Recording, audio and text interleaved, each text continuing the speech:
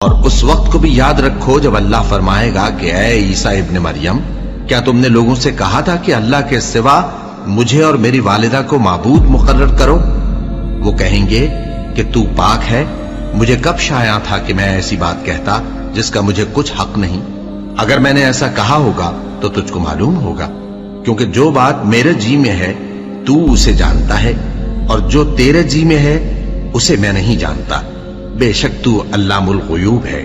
میں نے ان سے کچھ نہیں کہا بجز اس کے جس کا تو نے مجھے حکم دیا، وہ یہ کہ تم اللہ کی عبادت کرو جو میرا اور تمہارا سب کا پروردگار ہے، اور جب تک میں ان میں رہا ان کے حالات کی خبر رکھتا رہا۔ پھر جب تو نے مجھے دنیا سے اٹھا لیا تو تو ہی ان کا نگراں تھا، اور تو ہر چیز سے خبردار ہے۔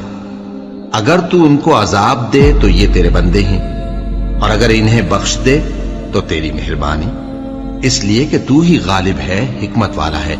اللہ فرمائے گا کہ آج وہ دن ہے کہ سچوں کو ان کی سچائی ہی فائدہ دے گی۔ ان کے لیے باغ ہیں جن کے نیچے نہریں بہ رہی ہیں، ہمیشہ ہمیشہ وہ ان میں بستے رہیں گے۔ اللہ ان سے خوش ہے اور وہ اللہ سے خوش ہیں، یہی بڑی کامیابی ہے۔